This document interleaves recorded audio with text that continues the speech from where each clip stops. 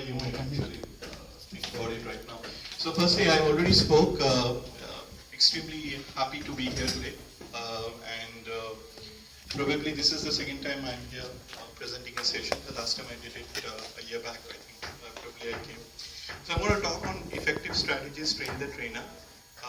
Share my experiences with folks who are trainers or who are going to be aspiring trainers and all. A couple of things that I do, because day in and day out I am involved in training some way or the other.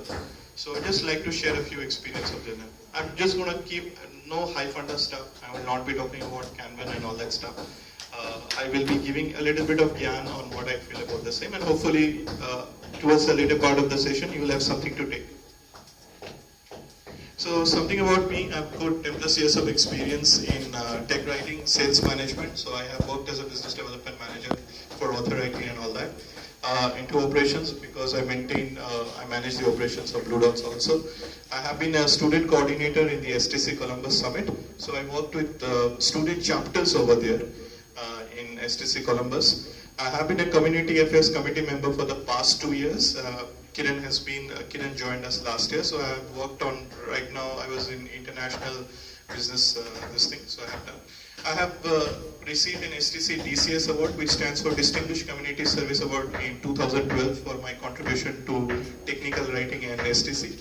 I have been a president, vice president and secretary for STC India chapter, program manager for multiple STC India conferences. Last one we did it in Bangalore in 2014. For those of you who have attended, I've been a program manager, and I worked in quite a few MNCs that mentioned. Got close to certain amount of hours in technical writing, data and XML project management and all that. And I launched my startup, Blue Dots Consultancy, in 2015, which is a niche education consulting, training and managed training and capability development and documentation lifecycle management services provider. So I've been doing a couple of things. And a little bit of the company, a little bit of the sponsoring thing, sort of a thing. So we are education consulting. We have provide consulting services to various firms as well as to anyone who's looking out for getting. So if people come across to us for training, we just do not provide training from X to Z. What we do is that we understand what your capabilities are, we understand what your requirements are. So most of the trainees that I get out here are generally from a background who are quite an experienced, they might come with 6+ years of experience and all. So what we do is that we tailor a syllabus or outline according to the requirement of the trainees and develop. Managed training and capability development and documentation lifecycle management provider. We're passionate about what we are doing, and there is an element of social upliftment in our value system. I don't do training per se for business purposes. I do it in a different. The idea was not to start up my startup, was just to do business. That was never my idea. I may sound a little overconfident or I may sound a little funny, but I left a very good and well-paid job in abroad to start up something of my own. The idea was not that, because I found out that quality in documentation and there was a lack of certain things that needed to be corrected, and we decided that we were going to do something about it, and we are extremely flexible in our partnership and all that sort of a thing. So there is an attempt from my part to allow or to train the people who come to me and offer them certain areas where we think technical writers in India today are lacking, and as a result of which, if they can go to the industry and they can offer those training thing that we have offered them, and there is a value contribution to that, I think especially Blue Dots Consultancy's goal will be met. So a bit about the company. Okay, now let's start. We'll start with a random show of hands. How many of you present today conducted a training or worked as a trainer out here? So probably we have got close to quite a number of people who have worked as a trainer. How many of you conducted classroom or instructor-led training? Okay, all right. How many of you have done this online sort of virtual sort of a training? Okay, good. So just to shoot it, can you shoot out a couple of challenges or pain points that you will come across while conducting training? Can one or two of you, I think, do you need this? Can you Can you mention a couple of challenges that you might have come across while training? Like if it is a one-day course, we use in Element K, we used to have a practice of having a test class where we used to invite subject participants for the target audience, and we used to ensure that if it's a one-day course, we shouldn't go beyond the timelines of one day, or else in a real environment, if it stresses people, will be by the time we have to change the one day to 1.8 or 2 day training like this, or sprinted training. So that is one of the challenges is being in presenting in time. The time and is available for a slot. But it's a one day of training and half a day or whatever. We need to ensure that we capture the relevant SMEs to ensure that technically we are giving the right training. And also the timing is also maintained so that we exactly capture the metrics. Because the cost of hiring a US based vendor for delivering our training, they will go by the day. Their budget will be 1 day or 2 days, so we need to stick to the budget. Okay. Anyone else? The differing skill level of the participant. Different skill level of the participants. The major challenge I faced as a trainer is to talk about something for a stipulated amount of time and make sense. Because when we are training something, we are also communicating something to the participants, right? We are also imbibing something. So making sense while talking something is actually the toughest part. Okay, great. And cross-cultural interacting with US, UK, cross-cultural challenges. Yes, excellent.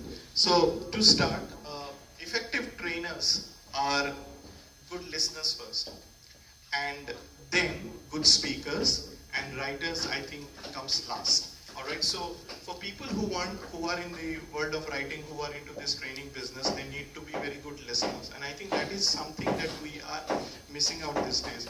LSRW, right? Listening, speaking, reading and writing. So if you are not good listener, then you are not going to be an efficient trainer first of all. So you have to understand what your requirements are. What is it that is troubling you? So if I come to know across a board of tables, each one of you who has come to here, probably will have 1 or 2 points which you probably want to go have certain pain points which at the end of the day you want it to be addressed and take away from you. But if you do not listen to and if you do not ask sort of a thing. So as a trainer, if I don't listen to what your problem is, how will I be able to answer or resolve the situation? So first and foremost is you need to be good listener, and then good speakers and writers first. So I'll be sharing training goals, certain preparation that you need to do for training, certain challenges that you might come across, solutions and strategies, and challenges in Q&A. So pre-training, first and foremost is objective. This is before I have started the training program, okay? The objective, people may come or there are calls happening and all that sort of it, there are inquiries being, what is the objective behind the training program? What are you trying to actually achieve out of the training? For example, let us say we do a program which is called Foundation Program in Technical Writing, which can be done for an experienced professional as well as for people who want to get into technical writing, freshers. So first and foremost is what is the main objective? The objective for you will be a little different. For example, most of the times people actually come across to me and say, I want to know job placements, I want to get a job. The objective of Blue Dots, or rather Rajdeep, is not to get you a job, is to make you do the job. That is the objective of my training program. Okay. Then scope of the program. Not many times people, when they see the program outline or the syllabus and all that sort of a thing, they say that, oh, we thought that it was pretty much like content writing. Oh, we thought that if I can pick up a few tools, that will be done. And when we start the program, because we go into certain levels, they said, I never knew it was so much. Because I touch on grammar because I believe that your language skills need to be impeccable. I don't do any program which could be a customer focused documentation or writing an SRS sort of a thing or doing it for tools unless and until I see the students' foundations are good. I don't approach further. So what happens is that scope of the program is very important. As for a fresher, it doesn't make sense to me to give him gyan on program management. It doesn't give me gyan. It doesn't make sense to me if I want to go and talk to them about the data and XML sort of a thing. So first and foremost is make it clear what the scope of the program is. Because based on the scope of the program, you will design the curriculum, you will design the dates, you will talk about the trainers that you want to have. Guidance from appropriate people. Now, I do that. I I generally have a sort of a thing, 95% of the business that comes to Blue Dots is through referral. That means certain quality work is happening in Blue Dots, that is people are appreciating that what we are doing and that's why they are referring. So what happens is, when someone comes to me and says, Rajdeep, I'm referring XYZ to you, I ask them quite a few questions. I ask them why are you referring him, what is this person all about, how is this person as a trainer, will they give me any sort of a problem that I need to come across. I ask this question because not all the fingers are going to be the same. I ask this question because I want to know, is there anything specific area that I need to know about you. I'm very, very choosy about people that I work on.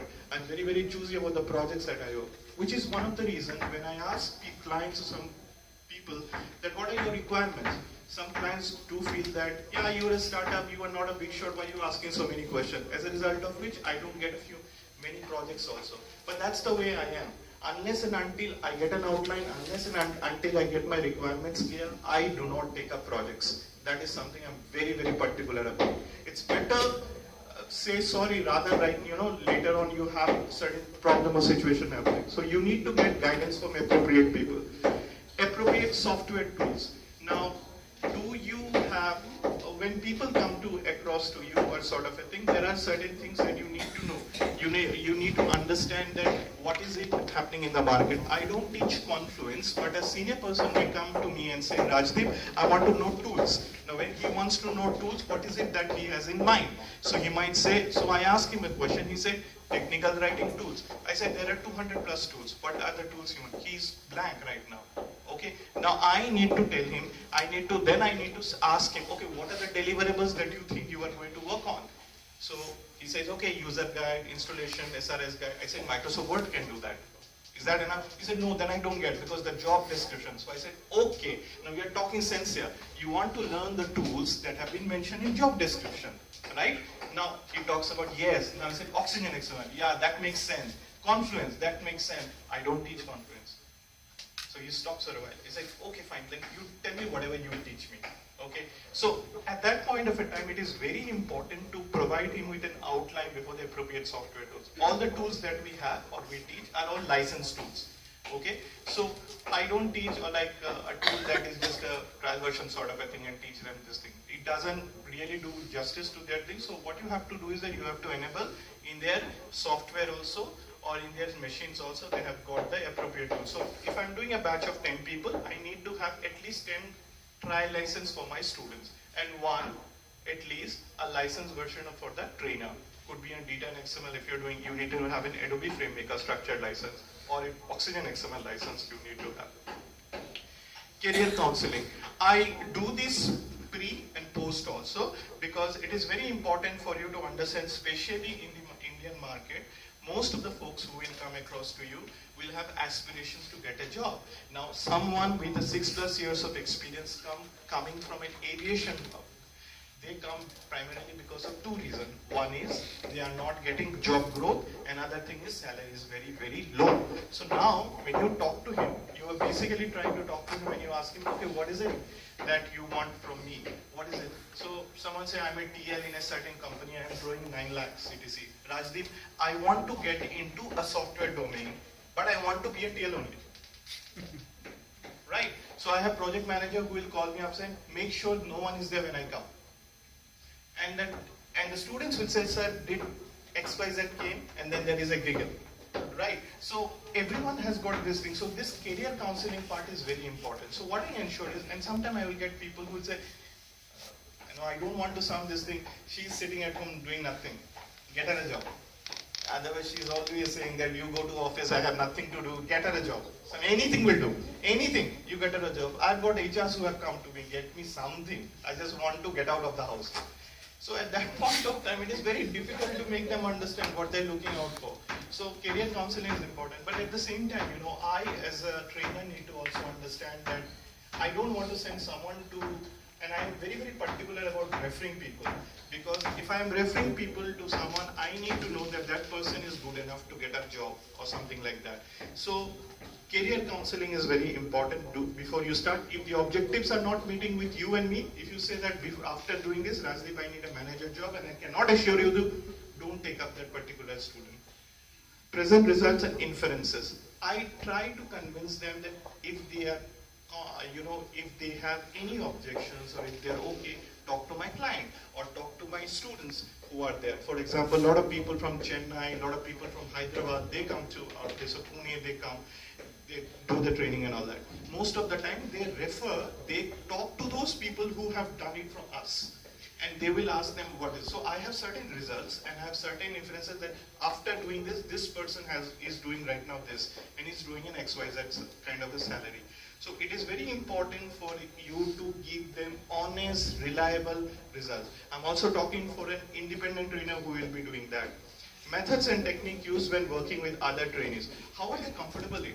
Are they comfortable with a classroom-based sort of an environment? Are they comfortable with, some people are extremely shy. Some people would say that, look, every time, a class starts, I want to come before 15 minutes and I want to sit with you and but I won't ask you a question. Initially, I thought that it was the case, but some people are a little shy.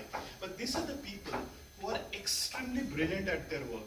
I have a person with 2+ years of experience, extremely good at her work, but she's, what I feel is that in the rush to answer each and every question, she makes this problem. So, active voice, can you say active voice or doing a gerund sort of, I think she will make a problem and suddenly she will, and then I have to basically, but then I cannot go ahead and say that, hey, you are wrong. I have to somehow, I cannot demotivate her. Because the last thing you want to do is her excitement is over there, you don't want her to be that level. So what you have to go and explain to her that this is what it happens, you need to take your time. So you have to ask them questions. Are you okay with tests? Are you okay with random quizzes? Are you okay if we are going to actually do this in this fashion and all that sort of a thing? It is my job and my responsibility to tell you everything before I take you on board as a student. Okay? So these are a couple of things that I keep in mind when I do a training. Before I start training. Okay, now comes the training part. Split the program for freshers and for experienced professionals. So I generally have 2 batches which happen, for 2 months or so. I believe that for anyone who says that I can complete